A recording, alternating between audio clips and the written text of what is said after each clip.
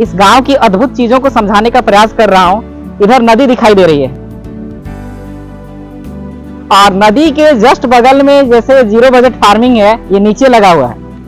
और साथ ही साथ इसका अगर ऊपर देखे तो क्या लगा हुआ, सहजन का पौधा लगा है। और जस्ट नदी का किनारे अगर हम बात करें तो केला का पौधा लगा हुआ है। किसान भाई, अगर आप इस वीडियो को पूरा देखना चाहते हैं तो हमारा चैनल को सब्सक्राइब और लाइक करें। किसान भाई जोहार, आप अपने नाम बताते हुए आप अपने गांव के बारे में कुछ बताइए। हाँ, मेरा नाम है सुरेंद्र सिंह, मैं स्नातक हूँ और साथ में कृषि से जुड़ा हुआ हूँ। तो मेरा गांव राजस्व ग्राम है सिलिंगा, टोला है डोंगी झरिया और पंचायत पड़ता है टिनगिना, प्रखंड तो है जलदेगा।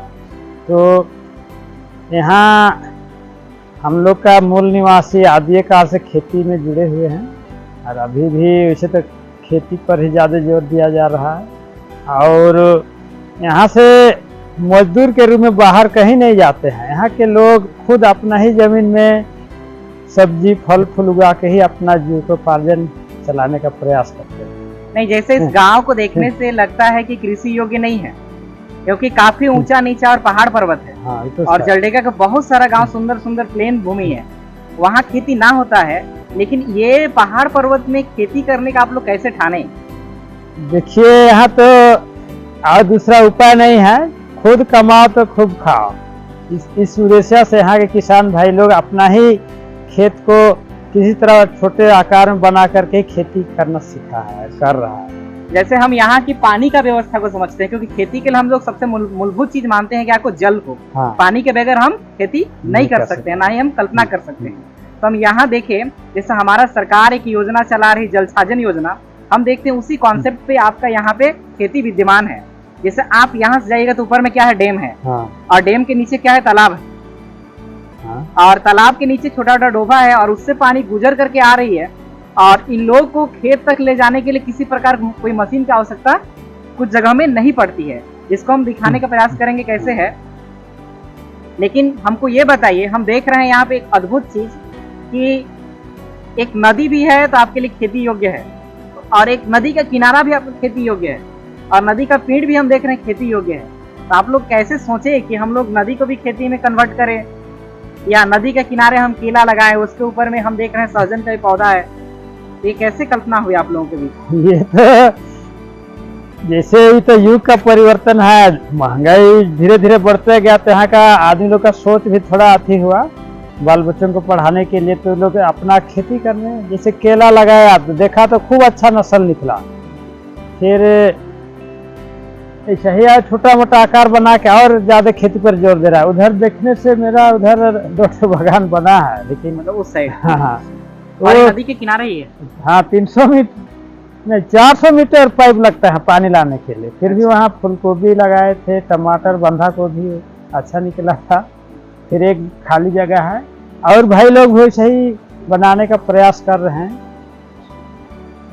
हम लोग सोचते हैं कि ऊपर साइड में अगर किसी तरह सरकारी अनुदान से पंपिंग सेट सोलर वाला लग जाता तो और हम लोग काफी विस्तृत खेती करते। इससे हम लोग का सोच है हम लोग का, क्या है कि मिट्टी तेल का रेट ज्यादा है। नहीं तो पहले तो डीजल मशीन था, फिर इधर केरोसिन वाला व्हीलियर्स था, ये सब था। लेकिन अभी थोड़ा महंगाई हो रहा है तो अभी लागत ज्यादा लगता है, इसलिए इसमें हम लोग कम खेती कर रहे हैं।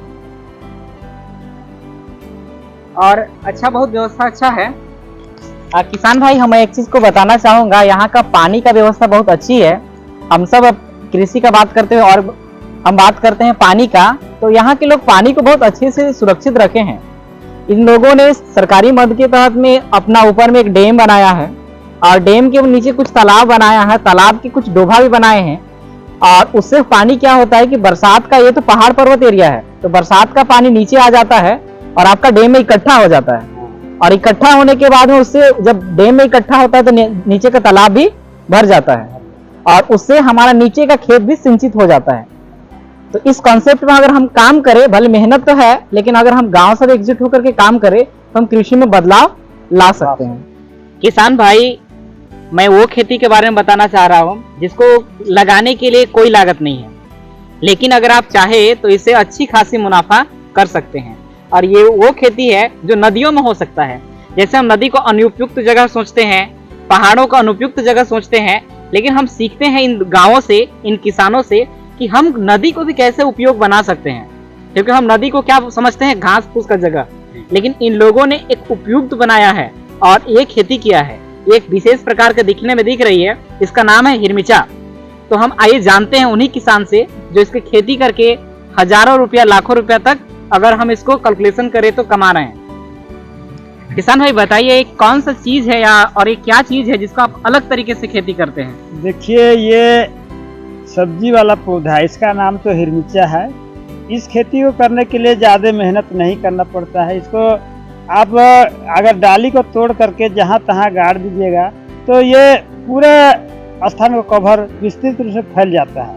और ये एक बार काटने के बाद खत्म नहीं होता है, इसे फिर नोगजता है, फिर और 15-20 दिन के और तैयार हो जाता है, फिर काटिए और वैसे ही तैयार होते जाता है। इसको हम जुताई जब करेंगे तो सूखा जुताई करेंगे कि दलदलिए में रहेगा? दलदलिए जगह होना चाहिए। अच्छा, इसको फिर लगाने के बाद हमको क्या डालना पड़ेगा? क्या यूरिया, डीएपी खाद कुछ डालना है? देखिए, इसके लगाने के बाद तो पानी भर जरूरत पड़ेगा, कुछ लगाना नहीं पड़ता है। यानी पानी भर से इतना हरा भरा हो जाएगा? हाँ, ना पानी हमको में कुछ रोग भी आता है? देखिए, रोग कभी कभी मौसम खराब होने से आता है, नहीं तो नहीं आता है ज्यादा। जैसे क्या होता है? तो कीड़ा लग जाता है, पत्ता काला हो जाएगा। तो क्या कीड़ा लगता है तो आप लोग दवा देते हैं? नहीं, उस समय तो हम लोग इसको सब्जी लेना ही बंद कर देते हैं। यानी हम समझते हैं कि ये प्रकृति का देन है। हाँ हाँ, और हमको वरदान में मिला है। इसमें हम ना यूरिया डालते हैं, ना पोटास डालते हैं, ना ही किसी प्रकार का रसायन डालते हैं। यानी ये हमारा शरीर के लिए बिल्कुल उपयुक्त है। क्या अगर हम इसको औषधीय की दृष्टि में देखें तो क्या औषधि हो सकता है आप लोगों का जानकारी में? देखिए, आजकल तो जो खरीदता है वो लोग कहता है शुगर के लिए अच्छा काम करता है, ऐसा कहता है। किसान भाई, हम बताना चाहते हैं कि ये खेती जो है शुगर के लिए उपयुक्त है, क्योंकि ये टेस्ट में हल्का सा तीतापन है और स्वादिष्ट तो अद्भुत है। खाने के बाद मुझे लगता है आप पुनः इसको चखने का प्रयास कीजिएगा। और जैसे किसान बता रहे हैं कि ये शुगर के लिए अच्छी है, तो जो शुगर पेशेंट है इसको आराम से आप ले सकते हैं। हाँ, तो वही लोग खूब लेते हैं मार्केट में, थोक में भी रांची तक वो ले जाता है इसको। हाँ। यानी ये आपका ये जंगल यानी ये आपका प्रकृति से निकल करके रांची तक जाता है, यानी राज्य का राजधानी तक दिखता है, ले जाता है। मतलब व्यापारी खरीद के ले जाते हैं। व्यापारी लोग मांगता है, ला दीजिएगा बोरा बोरा। तो किसान भाई, आपके पास नदी है, नाला है, दोन है, तो इसको उपयुक्त बेकार ना समझे, उसको उपयुक्त में लाए। इसको खेती करने के लिए क्या करना है कि आप इस गांव में आए, इसका टुकड़ा ले जाएं और ले जाकर के अपने गांव में लगाएं। यानी नदी को भी बेकार ना समझे। अगर इसको हम आमदनी का दृष्टि में देखें तो आप कितना कमा लेते होंगे किसान? देखिए, एक बाजार में कम से कम 1000-1200 तो बेच लेता है। एक बाजार। और सप्ताह में कितने बाजार जाते हैं? 3 बाजार। 3 बाजार। कहने का मतलब कि आप एक सप्ताह में 3 बाजार जाते हैं, तो महीना में कितना बाजार हो गया? हाँ, 4×3=12। यानी एक किसान आराम से इसको खेती करते हैं, ये जीरो बजट फार्मिंग करते हैं, तो आप 10 से 12 हजार रुपया आमदनी कर सकते हैं। कैसे लगाते हैं जमीन में? देखिए, इसको तो लगाने का तरीका तो है, इसको जो उखाड़ के अगर जड़ सहित है तो गाड़ देने से और अच्छा, नहीं निकला है जड़ फिर भी इसको जमीन के अंदर लगा देने से अपने से यहाँ पर जड़ निकलता है, वो एकदम हरा भरा फैल जाता है। इस गांव में एक अद्भुत खेती देख रहे हैं, जिसको भी खेती करने के लिए लागत नहीं है। ये भी जीरो बजट फार्मिंग है, लेकिन इसका पोषक और गुणवत्ता का बात करेंगे तो अद्भुत है। ये हमारा खासकर गर्मी का मौसम में इनका जो खूबियां हैं या इनका जो महत्व है और बढ़ जाता है। ये धूप से बचाने से लेकर शुगर, डायबिटीज से लेकर बहुत सारा बीमारियां में ये उपयुक्त है। अगर आप डॉक्टर के पास जाते हैं तो भी इसका सलाह कुछ जरूर देते हैं। ये इसको आप क्या नाम से जानते हैं? देखिए, हम लोग का इधर लोकल क्षेत्रीय भाषा में तो बेंग साग कहा जाता है। इस बेंग साग की खेती आप लोगों ने किया है। ये अभी हमारा विज्ञान इसको अभी खेती कर रहा है, जबकि हमारा ये क्या है, रामबाण है, खासकर दवाओं के लिए। और हमारा विज्ञान इसको नया टेक्नोलॉजी ला करके अभी खेती करा रहा है। जबकि आप कब से करते होंगे इसका खेती? ये खेती कम से कम 10 साल हो रहा है। 10 साल हो रहा है। हाँ। और इसको खेती करने के लिए कोई आप जमीन का चयन करते हैं कि कैसा मिट्टी होना चाहिए? नहीं, इसके लिए जमीन तो कहीं भी होता है। कोई भी जगह हो जाता हाँ, लेकिन यही गर्मी में पानी का थोड़ा सुविधा होना चाहिए। है। और इसके उगाने के लिए आपके पास कोई वेरायटी नहीं है, आप नदी से लेकर आके लगा दिए हैं। हाँ, और इसको सुबह शाम क्या करना है? पानी देना है। पानी छिड़काव करना है। और इसमें हम खाद क्या देंगे? खाद तो मवेशी गोबर खाद ही डाला जाता है। यानी कहने का मतलब ये भी एक प्रकार से जैविक है, इसमें किसी प्रकार का यूरिया, डीएपी या हम जहर नहीं डालते हैं। और इसको आप बेचने कहाँ ले जाते हैं? देखिए अभी तो यहाँ तो हम लोग देहात में है, तो जो साप्ताहिक मार्केट होता है वहीं ले जाते हैं। उसके बाद इसका वजन तो नहीं बिक्री होता है, खाली इसको खेजा लगा दिया जाता है, वो सब उठा के ले जाते हैं। अब कैसे खेजा बेचते हैं? 10 रुपया खेजा है अभी तो। इसको प्रत्येक साल लगाना पड़ता है या फिर एक साल लगाने के बाद कई साल चल जाता है? एक साल लगाने के बाद ये रह जाता है 3-4 साल, लेकिन उसको और नया जगह में फैलाने के लिए और उखाड़ कर रोपा जाता है। यानी आप इस गांव में कितने परिवार हैं टोटल? इस गांव में 17 परिवार तो है कुल। हाँ। और 17 परिवार का सबका जीविका उपार्जन क्या से होता है? कृषि से होता है। कृषि से। कैसे कृषि है? कुछ सब्जी का खेती करते हैं, कुछ धान का खेती करते हैं, कुछ पशुपालन भी करते हैं। हाँ, पशुपालन। यानी इन सब के साथ में ये गांव चलता है। कहने का मतलब कि कृषि से जुड़ी हुई गांव है। और यहाँ के लोगों का शिक्षा कैसा है? क्योंकि यहाँ नेटवर्क भी नहीं है। देखिए शिक्षा का माहौल में तो जब से ही अभियान सब शिक्षा चला, सभी परिवार साक्षर हैं। ज्यादातर बालिका लोग पढ़ा लिखा है, और जो पुरुष वर्ग हैं वे लोग कम से कम इंटर तक हैं। मात्र मैं ही केवल हूँ स्नातक डिग्री वाला। और अभी जो नया जनरेशन का बच्चा आ रहे हैं वो लोग का शिक्षा कहाँ होती है?